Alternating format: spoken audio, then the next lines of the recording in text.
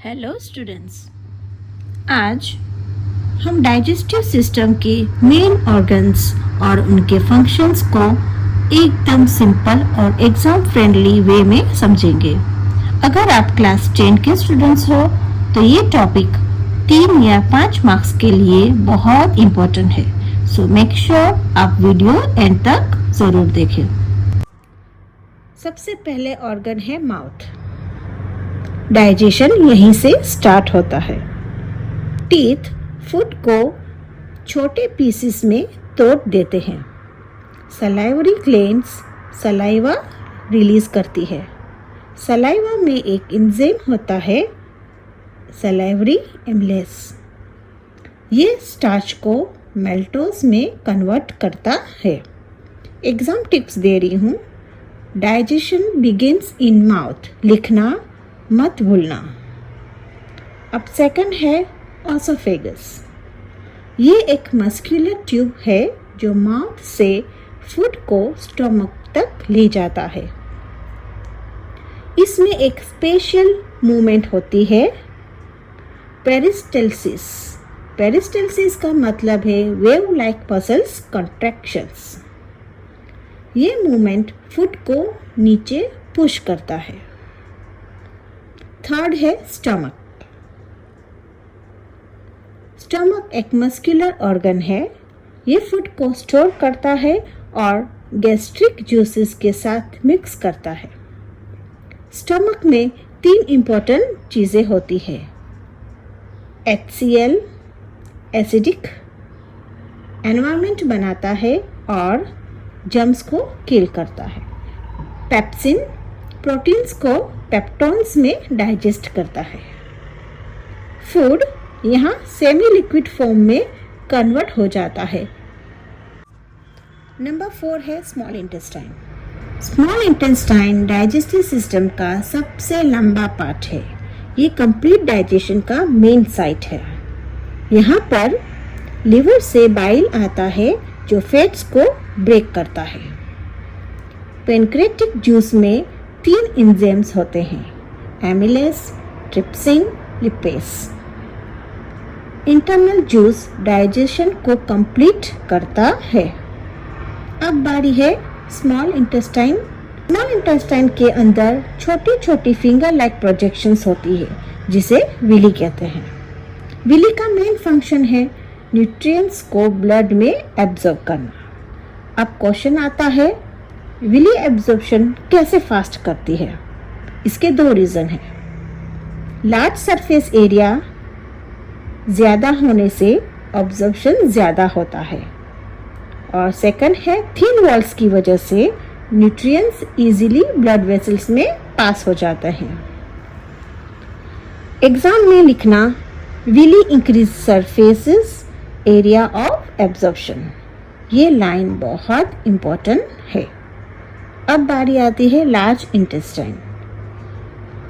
इसका main function digestion नहीं है।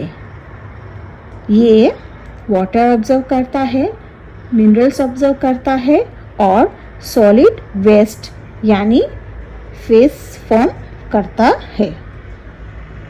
इसलिए लार्ज इंटेस्टाइन को वाटर एब्जॉर्प्शन का मेन ऑर्गन भी कहा जाता है। नंबर 6 में आता है रेक्टम और एनस। डाइजेस्टिव सिस्टम का लास्ट पार्ट है ये। रेक्टम वेस्ट को स्टोर करता है और एनस वेस्ट को बॉडी से बाहर एक्सपेल करता है। इस प्रोसेस को एजेशन कहते हैं। अब एग्जाम पॉइंट दे रही हूँ। एग्जाम में एक कॉमन 3 मार्क्स क्वेश्चंस आता है, right the steps of digestion. तो यहाँ हमें करेक्ट ऑर्डर में लिखना होता है। पहला है इंजेशन, इसके बाद digestion, then absorption, assimilation and egestion. Quick meaning समझते हैं उसके। इंजेशन फूड लेना, डाइजेशन फूड ब्रेक डाउन करना, एब्जॉर्प्शन न्यूट्रिएंट्स ब्लड में जाना, एसिमिलेशन सेल्स न्यूट्रिएंट्स यूज़ करते हैं और एजेशन वेस्ट बाहर निकालना। हमारा दूसरा टॉपिक है ह्यूमन रेस्पिरेटरी सिस्टम। इसको भी हम डिटेल में समझेंगे। ये टॉपिक भी एग्ज़ाम के लिए बहुत ही IMP है, सो मेक श्योर आप इसको अच्छे से लर्न करें। What is respiratory system? Respiratory system का मेन फंक्शन है बॉडी और एनवायरनमेंट के बीच गैसेस का एक्सचेंज करना। हम ऑक्सीजन लेते हैं और CO2 बाहर निकालते हैं। अब बात करते हैं पार्ट्स एंड फंक्शंस। इसमें पहले आता है नसल कैविटी। सबसे पहले एयर एंटर करती है नसल कैविटी में। इसके फंक्शंस है म्यूकस और एयर डस्ट को फिल्टर करते हैं, एयर को वार्म और मॉइस्ट बनाते हैं, इसलिए नोज से ब्रीथिंग करना हेल्थी होता है। दूसरा आता है ट्रेशिया, मतलब विंड पाइप। ये एक ट्यूब है जो कार्टिलेजियस रिंग से सपोर्टेड होती है। इससे ट्यूब कोलैप्स नहीं होती। इसके अंदर सीलिया होते हैं जो डस्ट और इम्प्यूरिटीज को रिमूव करते हैं। नंबर 3 पे आता है ब्रोंची एंड ब्रोंचिलियस। ट्रेशिया 2 ब्रोंची में डिवाइड होती है। हर ब्रांचेस एक लंग में एंटर करता है, फिर ब्रांची फर्दर डिवाइड होकर ब्रोंचिलियस बनाती है। इसका काम है लंग्स में एयर डिस्ट्रीब्यूट करना। नंबर 4 है लंग्स।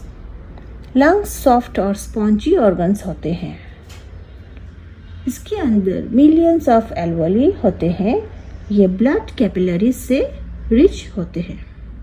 नंबर 5 है एल्वोली, जो रेस्पिरेटरी सिस्टम की फंक्शनल यूनिट है। ये थिन वॉल्ड सैक्स होते हैं। यहाँ ऑक्सीजन ब्लड में डिफ्यूज होती है, CO2 ब्लड से बाहर डिफ्यूज होती है। एग्जाम में लिखना, alveoli provide large surface area for gas exchange. अब बात करते हैं mechanism of breathing.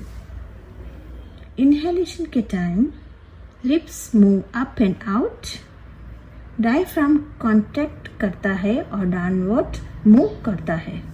Chest cavity का वॉल्यूम इंक्रीज होता है, एयर लंग्स के अंदर रश करती है। अब आता है एक्सहेलेशन।